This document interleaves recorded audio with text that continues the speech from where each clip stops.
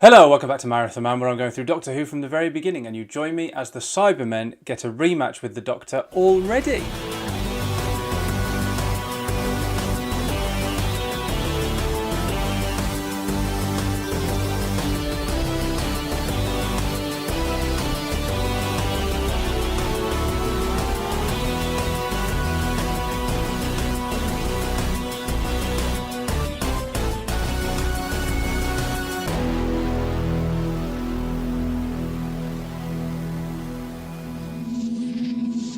When I covered the Savages, I made mention of the show entering its bumpy transitional phase, something that didn't really settle down until the Moonbase. You know, we lost a companion in 2 consecutive stories, and then we had the first trip in the TARDIS of 2 new companions, and then we had Hartnell's last story, then Troughton's first one, then we met a new companion, and then that new companion had his first trip on the TARDIS. So yeah, I think I stand by that, because this feels like the first story in a while where things have rather sort of calmed down, and that's something of a blessing. The show went a little bit crazy for a while, and now it can just sort of like focus on forging ahead with some consistency.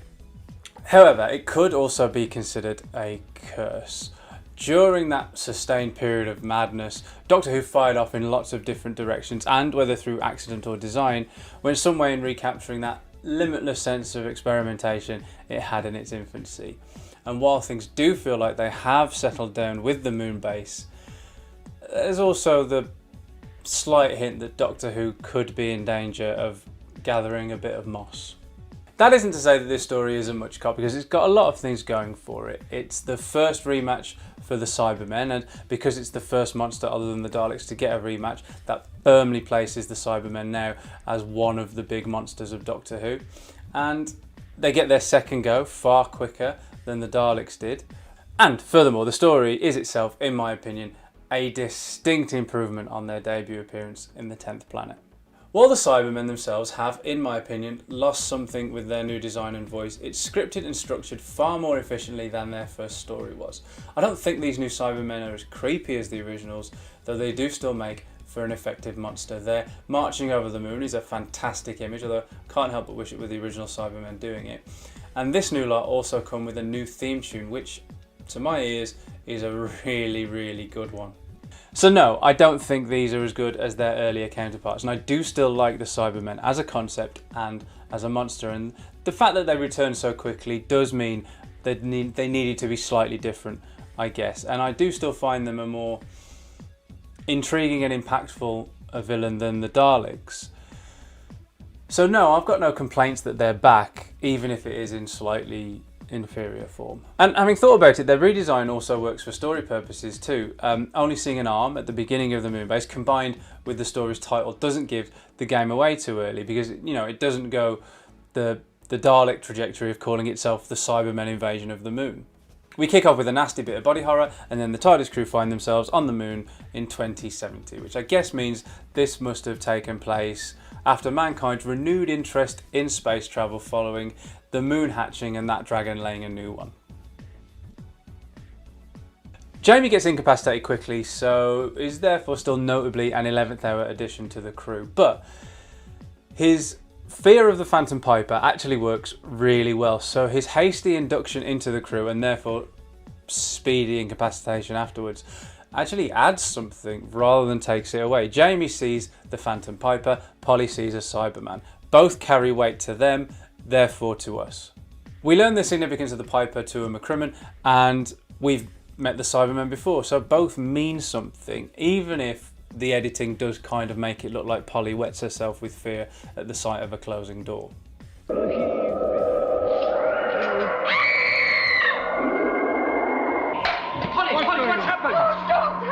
Polly.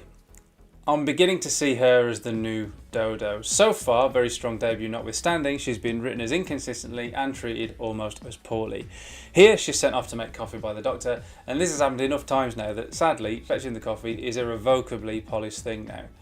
When she makes yet more in episode 4, her legacy is most definitely assured. Thing is, even though this is the story which sort of gives her the reputation of being a coffee girl, she's also the one that hits upon the idea of how to dispatch the Cybermen, so in the space of one story, she's depicted as clever, resourceful and brave, while at the same time being screamy, subservient and a little bit inferior. It's very obviously not the fault of Annika Wills, who is, as in every story, absolutely on song. And I think she's got a real talent for conveying quite a lot with very little. And she gets some lovely scenes here too, particularly with Troughton, when she's trying to explain to the Doctor that him having studied with Joseph Lister in the 1880s might not be that comprehensive a help in 2070. Not content with having her fetch coffee, she's also told rather pointedly by Ben at one point to stay behind because this is man's work. Shame, I like Ben. Michael Craze, like with Annika Wills, has been a fantastic addition to the cast. It's just that since the addition of Jamie, which really hasn't been that long ago, Ben's character has been noticeably thinner. He's always been the first to suggest that they just leg it, which Michael Craze always manages to make sound like Ben's keen to get back to his own time rather than wanting to do a runner because of any cowardice. And Ben gets stuck in with the best of them when it comes to it, so he's clearly not a chicken. It's just that it's beginning to sound and feel like the same old for Ben. Yeah, let's get going before being very hero-y and a little bit condescending to Polly. Now, Craze does really well with the material he's given, but I can't help but notice how much like paper Ben and Polly's characters are starting to become, and it's only through some excellent performances by Michael Craze and Annika Wills that they don't tip over into being two-dimensional. Troughton has found his groove now as well, with the setting, template and dynamic all seeming to fall into place in the Moonbase for much of Doctor Who to follow. Troughton's Doctor becomes cemented. The "they must be fought" speech is a pivotal moment, not just for this era, but for the show as a whole. The Doctor's mission has changed, and with it the core of the show has shifted slightly. No longer simply about education and exploration, it retains those key elements, while also now being about good versus evil. Now, without wanting to skip too far ahead, this aspect of the show has always fascinated me. And when it became about good versus evil, it was during Troughton's time, and so it approached it relatively simply. The Doctor was good, the monsters were bad. And while simple, that isn't to be dismissed, it's just stage one of a massive concept such as good versus evil. When Pertwee came along, the show started to offer up the idea that not all monsters were evil. The Doctor was still good, but the villains were all mixed up. Evil wasn't necessarily where you expected it to be, and much further down the line, the show came into some stick for wallowing a little bit too much in the Doctor's dark side. But this, I maintain, is still just another step in that exploration of the massive concept that is good and evil. If evil isn't always where you expect, and the monsters aren't always villains, then what next to focus on but good? If evil isn't so easily defined, then neither can good be. What if the heroes were just as ambiguous as the villains? And it's something that's going to be littered throughout Doctor Who from this point on. It's just that I see that speech in the Moonbase as the starting point for one of Doctor Who's most defining and interesting characteristics. And Patrick Troughton delivers it wonderfully as well. One of the things he excelled at was delivering grave news. What a voice that man had. I don't think any Doctor has been able to make anything sound as bad or as dire as Troughton could. The script is peppered with some terrific garnish. Little lines like I bet he gets a knighthood about the man on the ground are so good, and all the better for being just sort of like tucked away with very little fanfare. However, for every glorious little moment, there are also some segments that have me scratching my head as I shake it.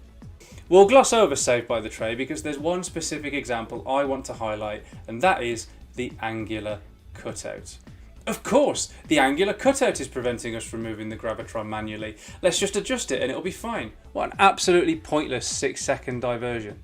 It isn't just these little moments that prevent me from loving this story. There's a creeping sense I get that by episode 4 I can't shake off, which is that the Doctor isn't really doing anything.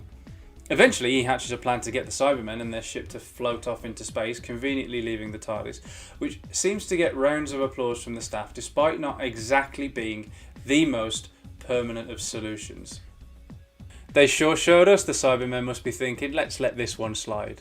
So, in relation to the 10th planet, inferior Cybermen, superior story. They haven't still had a story which truly lives up to them as monsters, but because I'm enjoying them so much this time, I'm actually looking forward to seeing them again. And I've enjoyed them more in the 10th planet and the Moonbase than I've ever previously enjoyed the Cybermen ever. So I like the idea that now I'm a Cyberman. I was going to say I've been converted to a Cyberman, but you know what I mean. I like the Cybermen now, and I can't wait to see him again. Then, as the Doctor employs the TARDIS's time scanner, which Jamie calls the second sight and I call absolutely bobbins, we leave the moon behind and venture forwards after 152 episodes into something that once again feels like a new show. There are some corners of the universe which have bred the most terrible things. Things which act against everything that we believe in. They must be fought. I think I'm going to go for the angular cutout. So, yeah, angular cutout.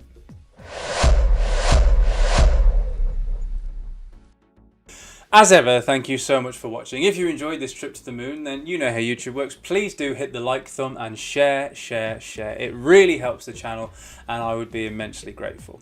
And what do you think of this story? Is it a worthy sequel for the Cybermen, or can it only dream of surpassing the 10th planet? Is this where the Troughton era finds its template, or is there no template to the Troughton era? Let me know in the comments below, and I'll see you back here soon for Heidi High with some crabs. And if you don't want to miss that, hit the subscribe button, clang the cloister bell, and I'll see you in the colony.